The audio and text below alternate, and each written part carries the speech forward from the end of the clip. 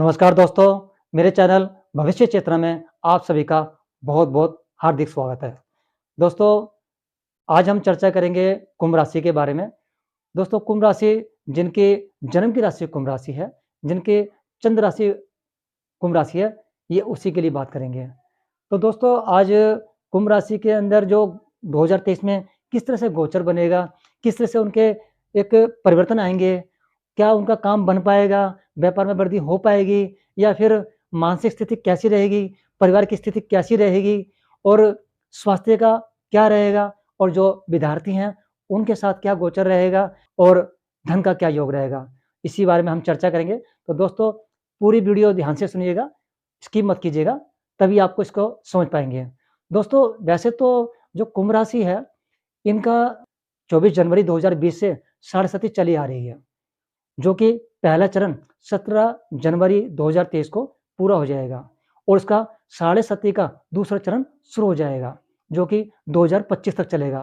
उसके बाद तीसरा चरण शुरू होगा।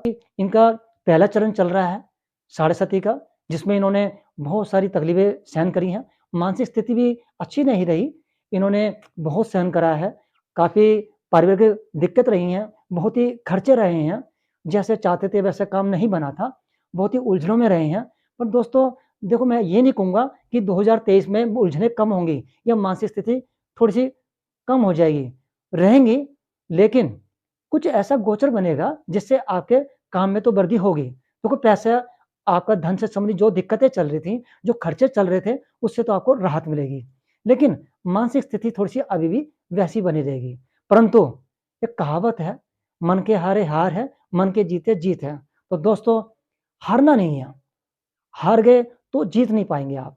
यहाँ पर आपको काफ़ी चीज़ें ऐसी हैं जो फ़ायदेमंद साबित होंगी।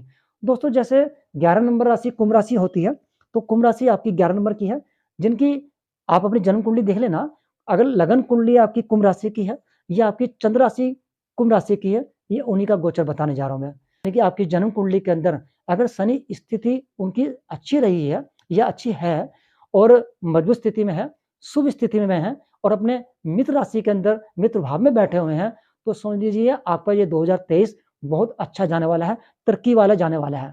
हाँ, अगर आपकी जन्म कुंडली में शनि थोड़े से एक शत्रु भाव में बैठे हैं, शत्रु राशि में बैठे हैं, थोड़े से एक कमज़ोर दृष्टि में है, तो दोस्तों हो सकता है कि आपको यहाँ पर थोड़ा-सा लाभ कम मिलेगा और मानसिक परेशानी ज़्यादा रहेंगी।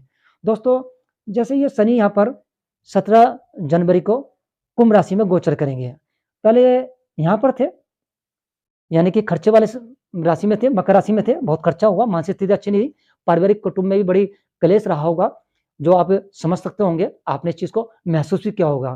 तो 17 जनवरी 2023 को शनि कुंभ राशि में गोचर करेंगे, वो आपके लगन में आ जाएँगे, तो ये दूसरा चरण होगा और दूसरा चरण मानसिक स्थिति को बहुत कमज़ोर करने वाला होता है।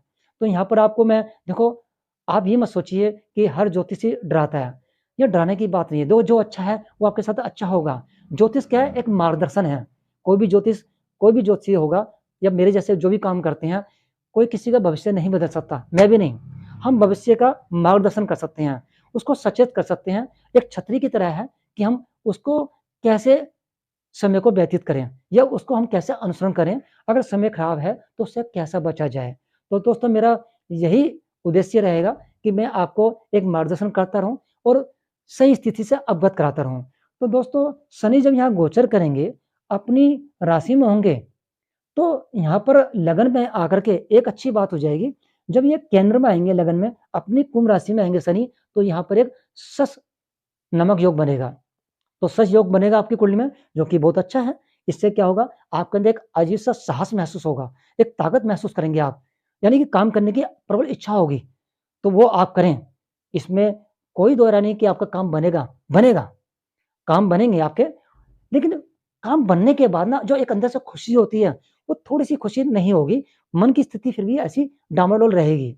यहाँ आपके शनि की दृष्टि जो है, तीसरी दृष्टि यहाँ पड़ेगी, जो कि नीच दृष्टि है, जो कि ये घर जो होता है, भाई-बहनों को होता है, अड़ोस-पड़ोस का भी होता है।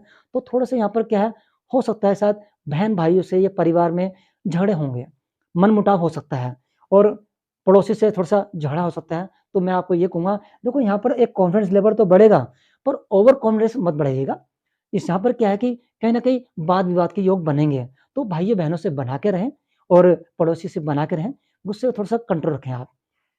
और इसकी दृष्टि जब यहाँ पड़ेगी सप्तम दृष्टि, जो कि ये पत्नी का भाव है। अगर आप स्त्री हैं, तो ये पति का भाव है और यदि आप पुरुष हैं, तो ये पत्नी का भाव है। तो यहाँ पर ये भी दृष्टि जो है सही नहीं है। यहाँ भी क्या है, हो सकता है पति-पत्नी में आपस में झगड़े, यानी कि आपका पारिवारिक जीवन जो है, उसमें सा भी हो सकता है कुछ दिक्कतें आएँगी। लेकिन यहाँ पे स्थिति को आपको सँभालना है, इसको ज़्यादा बड़ा मत कीजिएगा।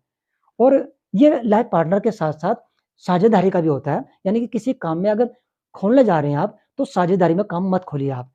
यानी कि पार्टनरशिप में काम नहीं खोलना, या पार्टनरशिप से कोई न कोई किसी बात पर बहस हो सकती है, या फिर झगड़ा हो सकता है, या फिर कोई नुकसान हो सकता है। तो मैं तो यही सलाह दूँगा कि पार्टनरशिप ना ही रखें तो अच्छा है, बेहतर है, ताकि कोई झगड़ा ना हो।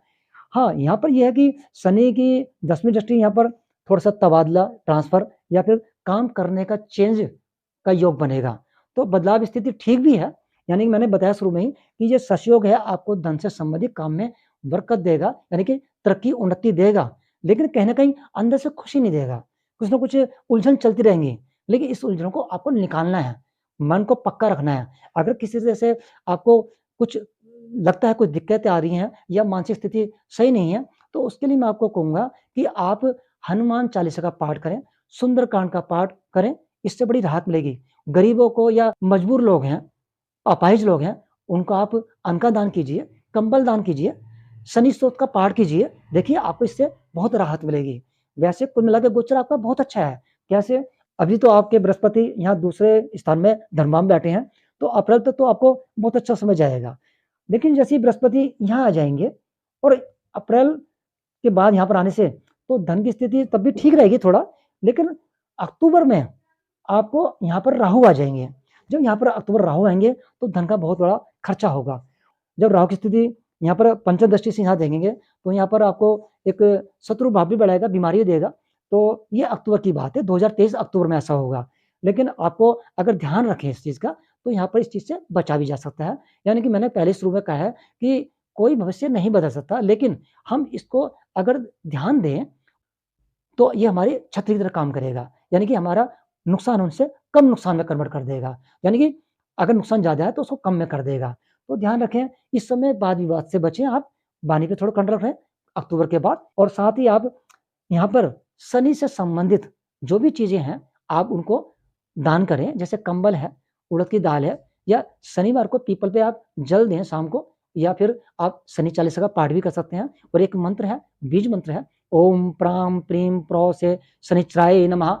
अगर कुछ नहीं करते, तो आप सिंपली आप ये भी कर सकते हैं, हर शनिवार को शाम को आप ये 17 बार ज़रूर पढ़ें और पीपल को जल दें। हनुमान चालीसा का पाठ भी करते रहें और गरीबों की या जो ज़रूरतमंद है, उनकी मदद करें। इससे भी आपको शनि बहुत राहत देंगे, क्योंकि शनि क्या है? कर्मदाता हैं। जैसा कर्म करता है इंसान, वैसे ही उसका ये फल देते हैं। तो शनि क्या है? कुंडली के अंदर जो है, हर ग्रह का अपना रोल है। हर ग्रह अपने-अपने हिसाब से फल देता है। शुक्र अपनी लग्ज़री लाइफ़ देता है, यानी सुख सुविधाएँ देता है शुक्र। राहु भी अभी दवाइयों से संबंधित काम, मेडिकल लाइन, इसका बताता है। और शनि दुःख के कारण है, यानी कि कष्ट के कारक है। तो यहाँ शनि दुःख तो ज़रूर देते हैं, लेकिन कष्ट देते हैं और दुःख देते हैं, लेकिन इसके बावजूद भी आदमी को तपाते हैं। और जो इस दुःख कष्ट को झेलने योग्य हो जाता है और कोई गलत काम नहीं करता, अच्छे सच्चा अनुसरण करता है, तो शनि उसका जाते-जाते अच्छा फल भी देके जाते हैं। या फिर शनि की साढ़ेसाती में भी अच्छा फल देते हैं। तो यहाँ पर क्या है, कर्म के कारक हैं शनि, तो यहाँ पर कर्म अच्छे करते रहिए आप। यानी कि कभी किसी का बुरा मत कीजिए, कभी किसी की निंदा मत कीजिएगा, और साथ ही वाणी पे कंट्रोल रखिएगा, कभी घमंड मत कीजिएगा, गरीबों की मदद कीजिएगा। फिर देखिए ये शनि आपके कैसे उद्धार करते हैं। तो शनि का साढ़ेसाती का होना इतना घबराहट की बात नहीं है। साढ़ेसाती ज़रूर चल रही है, लेकिन ये दूसरा चरण जो है, कहीं न कहीं आपका ये सशयोग बना कर के आपको फ़ायदा भी देने जा रहा है। तो इसका आप फ़ायदा उठाइए, और साथ ही मन की स्थिति को एक मजबूत रखिएगा। इसको कमज़ोर मत होने दीजिएगा। अगर आप काम कर रहे हैं और थोड़ी कोशिश से काम नहीं हो पा रहा, और ज़्यादा कोशिश कीजिए। देखेंगे आप, और थोड़ी कोशिश करने से शनि, क्योंकि कर्म के दाता हैं, कर्म के कारक हैं, आपको फल ज़रूर देंगे। ये बात बिल्कुल तय है। क्योंकि आपके 2023 में शनि का जो ये गोचर बन रहा है, ये आपका, अगर आपकी जन्म कुंडली में शनि अच्छी स्थिति में है, शुभ स्थिति में है, शुभ भाव में है, तो ये तय है कि आपको 2023 बहुत ही उन्नति देने वाला है। काम में, व्यापार में बहुत फ़ायदे देने वाला है। और जहाँ तक ये विद्यार्थियों की बात है, तो विद्यार्थियों में कहूँगा कि यहाँ पर विद्यार्थियों को कॉन्फिडेंस लेवल जो है, वो बना के रखना पड़ेगा। उसको डाउन मत होने दीजिएगा। आपके अंदर का जो एक मन की स्थिति जितनी मजबूत होगी, तो उतने ही कुंभ राशि के जो विद्यार्थी हैं, उतने ही आपका जो शिक्षा का जो प्रदर्शन है, बहुत अच्छा रहेगा। तो यहाँ पर जितने भी मैं कहूँगा कुंभ राशि के जो विद्यार्थी हैं, उनको अपना साहस और अंदर से कॉन्फिडेंस लेवल जो है बढ़ा के रखना पड़ेगा। यानी ये मत सोचिए कि मैं कुछ नहीं कर पाऊँगा, आप करेंगे। साथ-साथ आप मेहनत करेंगे, तो उसका रिज़ल्ट आपको अच्छा आएगा। तो दोस्तों, ये था कुंभ राशि का गोचर जो मैंने आपको बताया। कल मैं आपको फिर दोबारा मिलूँगा नई जानकारी के साथ। तब तक के लिए नमस्कार।